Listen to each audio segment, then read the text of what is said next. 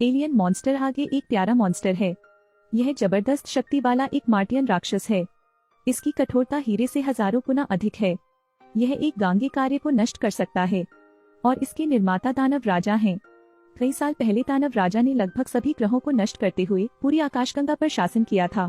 जब तक बेलो नाम का एक बूढ़ा व्यक्ति प्रकट नहीं हुआ, उसने योद्धाओं को बुलाया, राक्षस राजा से लड़ा। अंत में राक्षस राजा लड़ाई हार गया और भूमिगत हो गया। लेकिन महायुद्ध ने लगभग अधिकांश चंद्रमा को नष्ट कर दिया, साथ ही पृथ्वी पर आपदा भी लाई। तापमान में अंतर और कीटाणुओं की उपस्थिति ने पृथ्वी को उसके चरम पर वापस भेज दिया।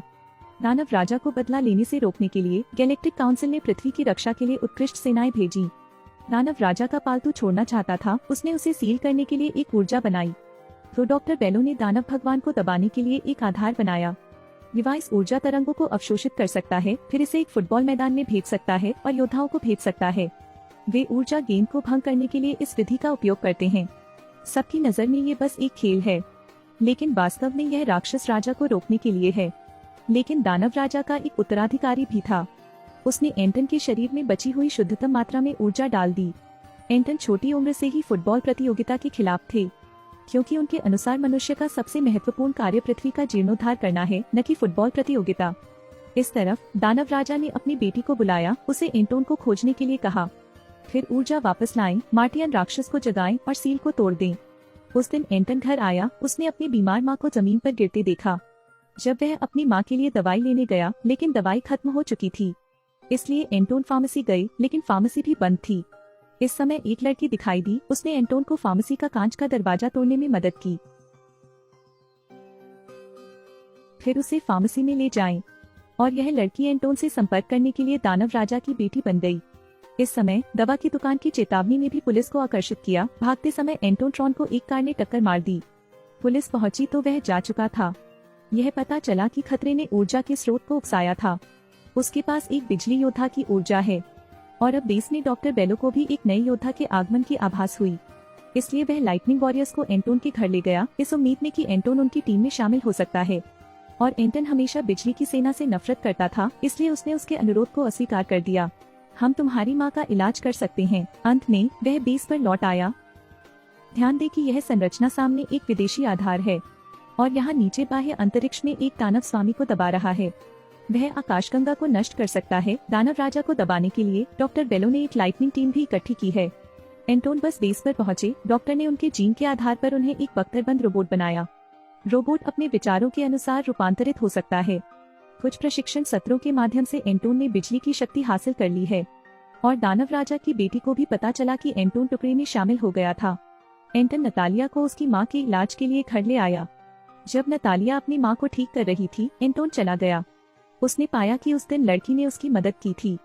लड़की के शरीर ने एंटोन को प्यार कर दिया। उसने जहर का एक प्याला निकाला, उससे कहा कि इसे बेस पर ले आओ। जिस लड़की ने उसकी मदद की थी, उसका बदला चुकाने के लिए एंटन जार को बेस में ले आया। जहर फर्श में रिस गया, और इसी क्षण डॉक्टर ने एंटन को सच बता दिया। यह पता चला कि आधार दानव भगवान को भूमिगत दबाने के लिए था। एंटन समझ गया कि वह कितना मूर्ख है। इस समय जहर पहले से ही आधार में प्रवेश कर चुका था, और दानव राजा ने सील को नकली बनाने के लिए ऊर्जा गेंद को नियंत्रित किया। सौभाग्य से बिजली के योद्धा हैं जो आपदा से बचने के लिए ऊर्जा गेंदों के रूप में प्रच्छन्न हैं। एंटन फिर से लड़की की तलाश में गया, जिसके बाद एक दृश्य ने उसे चौंका दिया।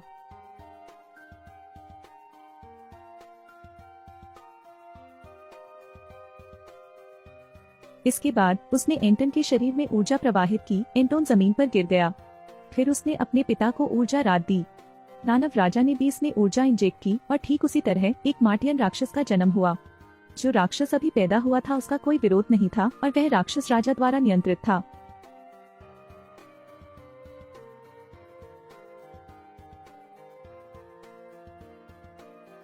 और एंटोन को भी रोबोट ने बचा लिया। उसने खुद को बहुत दोषी ठहराया। जानवर की मदद से राक्षस राजा ने सील तोड़ दी। डॉक्टर ने अपने बिजली के योद्धाओं को युद्ध की तैयारी के लिए इकट्ठा किया। दानव राजा ने जानवरों को अंतरिक्ष में भेजा, पृथ्वी पर ऊर्जा के गोले फेंके।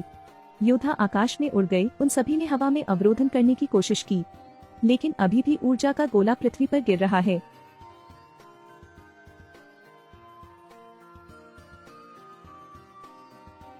एंटोन बाहर के शोर से चौंक गया। एंटन दो भाइयों को बचाते हुए तुरंत प्रकट हुए। एंटन की मदद से एनर्जी बॉल को निष्क्रिय किया गया। इसके अलावा सभी ऊर्जा अवशोषित होती है। इस तरफ राक्षस भगवान और जानवर अंतरिक्ष बेड़े से घिरे हुए हैं। हालांकि जानवर के शक्तिशाली शरीर के खिलाफ सभी बेड़े का कोई मुकाबला नहीं था।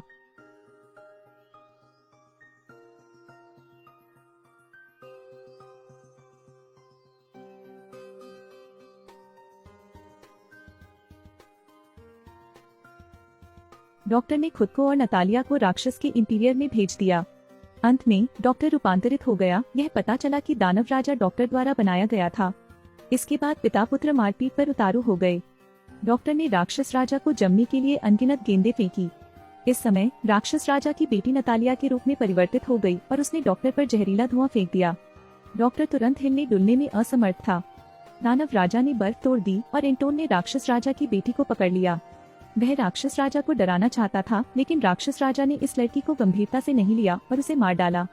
यह देखकर कि एंटोन भी मरने वाला था, डॉक्टर ने दानव राजा का ध्यान आकर्षित करने के लिए एक बर्फ का गोला गिरा दिया, लेकिन झटका लेने वाले डॉक्टर ही बने। एंटोन मार्टिन जानवर की आत्मा दुनिया।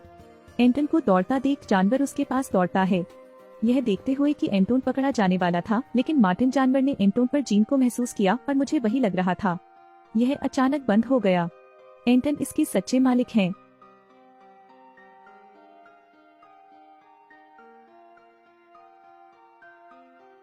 यह पता चला है कि तुम अभी भी एक बच्चे हो। दानव राजा को लगा कि वह जानवर को नियंत्रित नहीं कर सकता, वह हिंसा का इस्तेमाल करना चाहता था। जानवर तेज गति से मुड़ा, आग की एक गेंद को लात मारी, राक्षस भगवान एक पल में गायब हो गया। जानवर की मदद से चंद्रमा अपने मूल रूप में वापस आ गया। पृथ्वी भी अच्छे से बदलती है और जानवर पृथ्वी की रक्षा करने में शामिल हो जाता है।